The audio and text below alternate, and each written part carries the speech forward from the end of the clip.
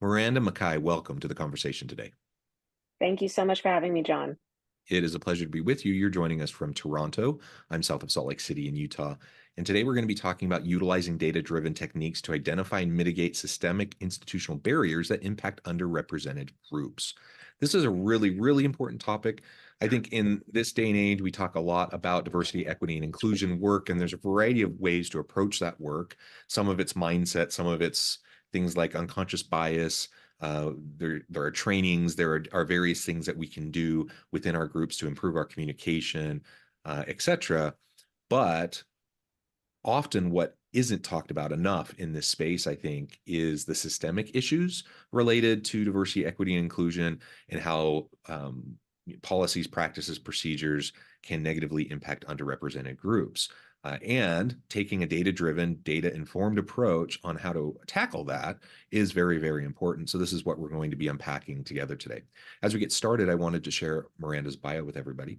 Miranda McKie is a visionary leader, founder, and CEO of McKie Consultants with a deep passion for data and design. Her expertise in HR and people analytics, product management, design thinking, and training enables her to help her clients achieve their strategic organizational goals. In the HR domain, she has a proven track record of utilizing data-driven techniques to identify and mitigate systemic institutional barriers, as we mentioned. In the product management domain, she works with clients around the globe to implement best-in-class SaaS platforms. Miranda, great to have you. Anything you would like to highlight by way of your background or personal context before we dive on in? No, it's just great to be here and really excited to jump into the conversation. Wonderful, wonderful.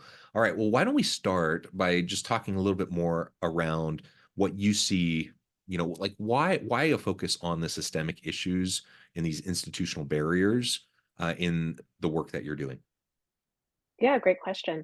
So I think often when we see a lot of initiatives around diversity, equity, and inclusion, it tends to be very tick the box. So I know you mentioned earlier some of the concepts around training and unconscious bias, which are really obviously things that need to be addressed and are very helpful. But in the long scheme of things, we're not necessarily making huge amounts of change when we're just kind of addressing some of those surface areas. So when we dive into some of those systemic barriers, we're able to get a little bit more into the root cause of what some of these challenges are so that we can truly make long lasting change.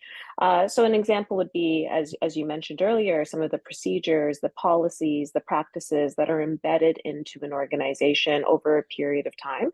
I think when a lot of people go into I like to be maybe a little bit more optimistic about DEI. I don't think anyone comes into work and says, you know what I'm going to do today? I'm going to make a racist policy. That doesn't Right. happen. And from my experience, I don't really see that in the workforce. But what I do see are policies, procedures, and practices that have been embedded in over a period of time when you think of how long lasting a lot of these organizations are. And then that's what kind of creates those institutional and systemic barriers that are really embedded in the fabric of the organization and which makes them much harder to change.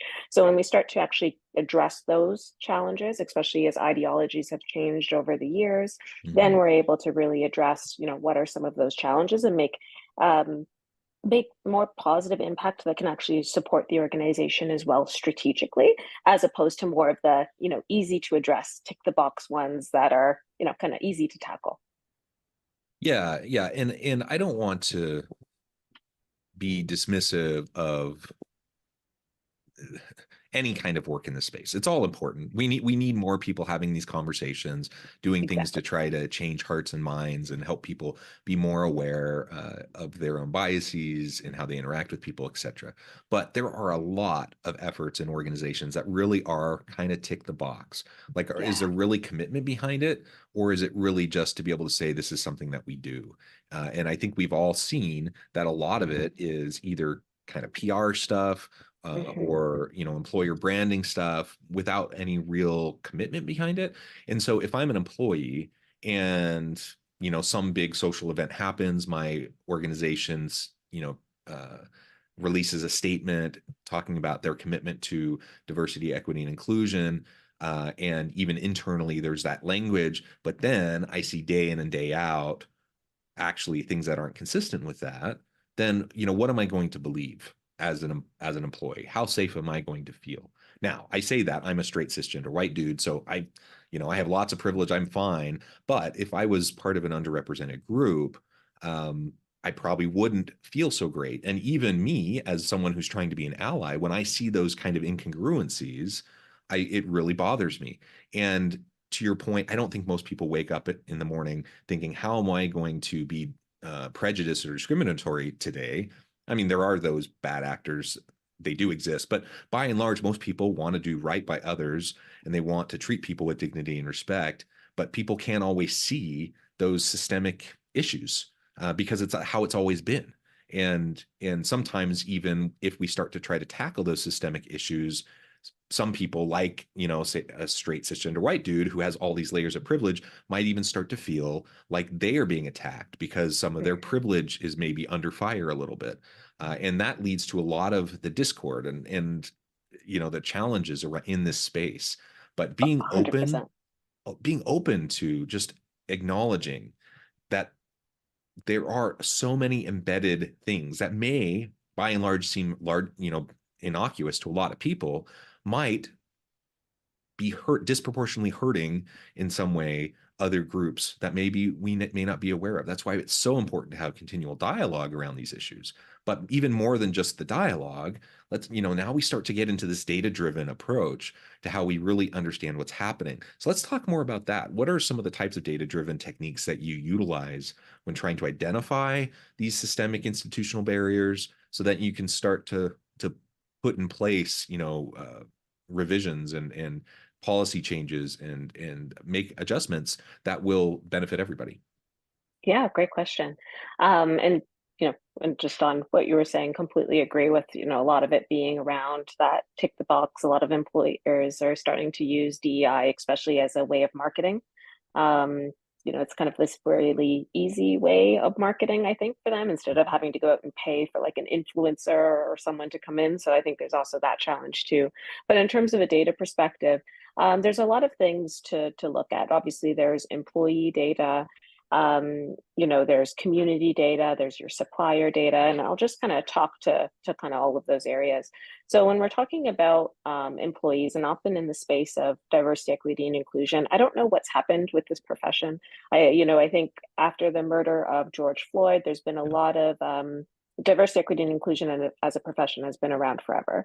But after the murder of George Floyd, there was a lot of conversations really around race and ethnicity as the main factor around diversity. Now, even in recent years, we're seeing a lot more around the LGBTQ plus and trans space. But there's, the word diversity is really what makes you diverse. So, even as you mentioned, you're a cis white, male, but I'm sure there's other aspects of you that make you diverse, maybe where you were educated, Yeah. your socioeconomic status, all of those different attributes that make you you.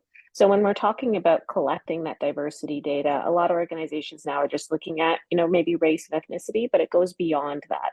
So looking at how are we capturing a candidate's or determining potentially a candidate coming in their socioeconomic status from university or college. Were they maybe having to work 3 jobs? Is that why their grades were maybe lower than someone that Right. didn't? Should we give them maybe a little consideration when we're hiring them there? There's looking at Plus, things by the like, way, can I just comment on that really briefly because this is kind of a yeah, pet peeve of mine? Wouldn't we prefer someone who is really had that grit and that ex- like hard work mentality, who's put themselves through school, has work experience? Wouldn't we prefer that anyways to somebody who maybe has a slightly higher 100%. GPA but no work experience? I mean, that boggles my mind, but I see that kind of bias all the time. Yeah. And I mean, just on that point alone, like that's why, I think, there's a view around diversity, equity, and inclusion is the right thing to do. But I think what's been lost in a lot of the conversations, especially in recent years, that it's the smart strategic business decision. Right. And it helps to make sure that you're attracting not only, creating equal opportunities, but you're attracting the right people to your organization and you're keeping the right people that can drive your organization forward. So that example, if we're now not just looking at socioeconomic status, but we're trying to find a measurement of grit. So what determines grit at an organization and how do we use data to be an indicator of that? we're going to have probably a better employee at the organization as opposed to just looking at these very easy metrics like grades. Um, so, on that, right? So organizations will look at everything from, employee data, they do things like engagement surveys, but I see organizations that really do it well is when, not to get too data heavy, but when they're able to tie demographics to an employee record. So you're able to see across the board really and understand, the trends. So I'll just give a simple one. Are women being proportionally promoted at higher or lower proportional rates than men? Is there an Yeah. issue there? Are caregivers not taking access of professional development opportunities, maybe because they have not giving allocated time because of maybe challenges at home? So you want to be able to essentially track that data across the entire employee lifecycle so you can better understand what's going on. And then similarly, you want to look at your community data. I see this all the time when I go into organizations, especially even in Canada. There's a lot of hiring targets around what the term is called BIPOC. I don't love the term, but Black, Indigenous, and people of color. And especially for Black and Indigenous, if we talk about that group, I live in Toronto. In Ontario, there's a really low proportion of people that actually identify as Indigenous in the city. So organizations will make really broad hiring targets of like, we're going to 5% of our workforce is going to be, First Nations Indigenous. Well, there's not even 5% represented in the community. So how are you going to capture that pipeline? How are you going to actually bring in those individuals? So we're setting ourselves up to fail when we're not using data to understand that benchmarking piece. And then the last piece where I encourage employers to look at as well is the supplier side. So often when organizations, again, think of diversity, equity, and inclusion, they're just thinking about the employees as opposed to suppliers and the community that they're serving. So when we think about it from a supplier perspective, are we only procuring contracts with these one or two different organizations? How are we giving back to the community in terms of getting access to financials to uplift other organizations? So there's a lot that we can do to start to use data to drive the strategic business decisions. And I always give the example. I find DEI, just because it is such an emotional field, that a lot of people go into it with emotion first instead of being data driven. So it's a lot more on lived experiences as opposed to what is actually the root cause and what is the data telling us. So the more that we're able to do that, the more we can look at DEI like any other business function where it's data driven. Yeah, excellent. And just a quick example too. I was talking to someone recently where they shared the example. It was a female entrepreneur, and she'd gone to pitch at a venture capital firm. I don't remember all the details, but essentially, that's what's going on. And she's in there, and the presentation is over, and she just asks the room, which is filled with a bunch of guys. She asked the room, "I'm sorry, I need to use the bathroom. Can you point me to the bathroom, like the nearest women's bathroom?" And they'd been in business for years, and they had no idea. That was like literally the first time anyone had asked, Wow. which tells you something, right? It tells you that they probably haven't had many females in to pitch to them in the years that they've been in operation. And so to your point, it's not just about employees, that's important, but like whatever you do as a firm, are you looking for equal representation, equal opportunity? And it's not to say that that room full of guys was intentionally trying to be misogynistic or sexist or anything like that. My guess is it just had never crossed their mind, and they hadn't been proactively trying to create a space where females might come in and pitch. But it wasn't, probably on purpose. But that's the point, right? Yeah. Is that whether or not it's on purpose, whether or not it's our intention, we should be doing better for ourselves, for our organizations, for our people, for our clients, for anyone that we're interacting with, and just being a little bit thoughtful, take a step back, challenge some assumptions. Exactly.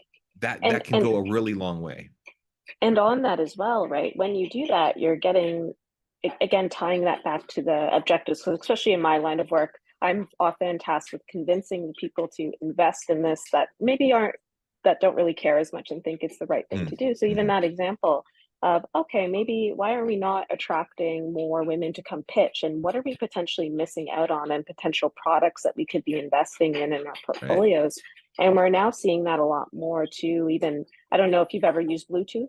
And if in your car, as an example, I always give this example, and maybe you're with a woman who tries to use Bluetooth and she can't connect. The reason that she struggles, or at least before was struggling to connect, was because of poor testing data. So they were primarily testing with, like male voices, so women couldn't connect. But then what does that do to your actual sales of your product when a Hmm. whole Hmm. group of the population can't use it, doesn't like it, and is creating frustration? So when you start to have that lens as well, that changes that whole conversation a bit. It was the same when Snapchat with like the filters. If you were a dark skinned individual, the filters wouldn't show up. They're not going to use the product. So again, tying that back into that lens of inclusivity and equality can help drive your product and your business growth. Yeah. Well, and that's a really great example too. I have voice recognition privilege. Um, I like love that. for I've never whatever heard that before. I love for that. whatever reason, it just works great for me, right? Yeah. It has worked great for me. It's wonderful. I love it. I use it all the time.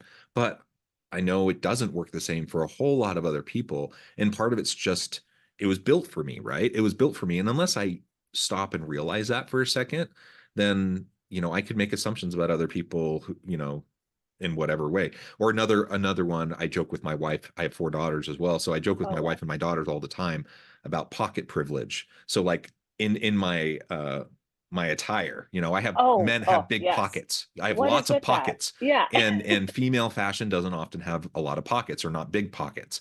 So we joke about my pocket privilege that I have, which, for the most part I don't even think about until they're complaining about not having a place to put their phone, So there's just these Exactly. silly Yeah. little things that, well, I say it's silly. To me, it seems like not a big deal, but for someone who has to deal with it day in and day out, it is a big deal, right? And it, Yeah. it does Yeah. it does influence your behavior, whether that's buying Yeah. behavior or workplace behavior or whatever. So again, just being aware of that and having that data-driven approach is really helpful because we have lots of, I mean, lived experience is absolutely important too. We need to talk to living experts. We need to understand the lived experience. But anecdotally, we can hear all Hmm. sorts of things. So we need to be able to look kind of bigger scale at like what the meta trends are around these types of issues for these different populations. A It's hundred also important percent. to note, that these groups aren't a monolith. That there's all these layers of diversity. So I mentioned I'm a straight cisgender white dude, right? Yes. So I have all these privileges, but I come from a very poor family, poor background. So socioeconomically, in some ways, underprivileged. But educationally, overprivileged. Like there's all these different layers, and everyone has them. And Exactly. so whether you're talking about a woman of color or you're talking about whatever, like in some ways you might be privileged, and in other ways you might be disadvantaged. A And so hundred just percent. just being able to And parse the data that way will help you make better decisions. And that's the concept of intersectionality, right? Is where Yeah. you have all of these, different overlapping forms of potential discrimination that can impact you. And again, I think in this narrow view that we have all of a sudden, I blame a lot of social media because of it. Hmm. We only think of, these types of groups of people can have these challenges. Whereas you mentioned, even, you just mentioned you have 4 daughters. I'm sure that was challenging, as a parent and raising four kids, right, and working and all that stress that comes with that too. So how are we building supports, understanding the different groups of people that we have, and not just bucketing people into these groups? I always give that example. I'm biracial, I'm mixed, and I would always be surprised that organizations. I spend a lot of time in management consulting too, and there would always be programs for Black women, right? And they would do that. And it's like, well, my needs as a Black woman who's, at the time in my 20s was very different than someone who was in their 40s and has kids. And right. So why are we now putting us all into this one bucket, assuming that this is our goals and trajectory? So I think organizations need to open up their minds more to thinking through, like, how are we using data to make strategic decisions about our workforce? And how are we Yeah. prioritizing the initiatives that we want to focus on based on, again, how that will help drive some of our business outcomes? Yeah. And the bottom line is buckets are easy, right? That's why Yeah, it happens. So exactly. we label people, we put them into buckets, and then we feel like, okay, now we got something and Yeah. check the box. And there's really no substitute for leaders within an organization. I mean, this data-driven approach at a broad scale, having a large amounts of data to look at trends across groups and intersectionalities and stuff is really important. But there's also really no substitution for leaders just knowing their people. Like just members of your team, you should know them. Like part of being a good leader is knowing your people, understanding where they're coming from, what motivates them, what their challenges are, both in the workplace and outside, and how that those intersect. All of that, it's good leadership. Like you just have to know your people, and it doesn't even matter if we're talking about diversity. It's just generally speaking, like you I need to know completely people. agree. I find And it so funny when I'll go into these organizations and I'll be like, we need a program. I'll just keep using that example for Black women. What do you mhm, think we need, Miranda? I'm like, have you talked to your employees? Have you yeah, asked them what their goals are? And they're like, oh, we never, never thought about that, right? Well, instead, so it's just very interesting that you still have that huge gap, I too think, with leadership and like having good coaches for those leaders so that they can truly support their employees that are working for them and motivate them and make sure that their needs are being met. yeah. Or you have that well-intentioned leader who says, I have a woman of color who works with me who said this, and because of that, let's do a system-wide, organizational policy and launch this new program. Okay, I mean, it's nice that you got that one perspective from one person, but like, have you talked to other people? Like, Yes, exactly. have you taken a broader approach to try to understand? And while I can recognize and appreciate the intention behind, taking that anecdotal piece of evidence and then running with it, and the willingness to do that, I can appreciate that. But is it going to lead to good decision making for your organization? And are other people going to be seen and heard when you're rolling out this new policy or this new program? Regardless of what your intention is. And that's the thing is it, I mean, I do want people to have good intentions. Don't get me wrong. I think intentions matter.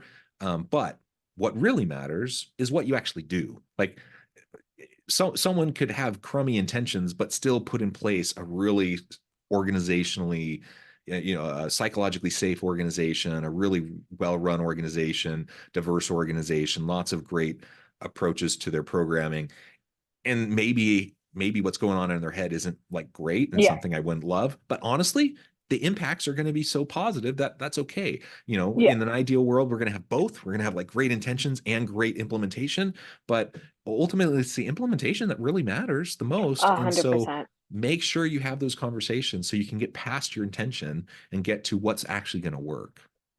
And I completely agree, especially with the implementation piece. I think what we see in modern today's world, at least with DEI professionals, you'll have, one DEI person for an entire like 10,000 person company. And then like how are they going to be able to implement and push those initiatives forward? So you're kind of putting these people into these roles with, they may have great ideas, great thoughts, but then where does it fall down on that implementation and on that change management piece? So then we don't see these huge and these this big progress and change. So I think there's a lot more that we can do in that space, as well as just making really more sustainable goals. I always give the example too of comparing DEI to what we see a lot with climate change. Now, not saying climate change has it figured out by any means, but at least a lot of the goals are longer term. By 2050, we want to be carbon emissions by X amount. Whereas with DEI, it's like by next year we want to eradicate racism. Okay, like that's not a realistic goal. So how do we start kind of building that and then building an implementation plan that can support those long-term goals year after year? Yeah, yeah, absolutely. Well said. Well, this has just been a great conversation. I know at the time I need to let you go, but before we wrap up, I wanted to give you a chance to share with the audience how they can connect with you, find out more about your work, and then give us a final word on the topic for today. Yeah, for sure. So if you'd like to reach out, feel free to connect with me on LinkedIn. You can go to Miranda McKie and find me there. You can also go to our website at McKieConsultants.com. We also have a ton of different resources and white papers that we've written, some very interesting on gamification in recruitment and how that can support DEI, as well as some on women of color and the pay equity gap. So I highly recommend you checking those out. And just as a final word, I would encourage you all, even if it is small and you're just starting out with data and it's descriptive analytics, you don't have to get into the AI space, but start thinking about how can we start incorporating data into our DEI decision making to really help to kind of drive that progress forward in a more strategic way. Yeah, well said. Miranda, thank you so much. It's been a pleasure. I encourage the audience to reach out, get connected, find out more about what Miranda can do for you. And as always, I hope everyone can stay healthy and safe, that you can find meaning and purpose at work each and every day. And I hope you all have a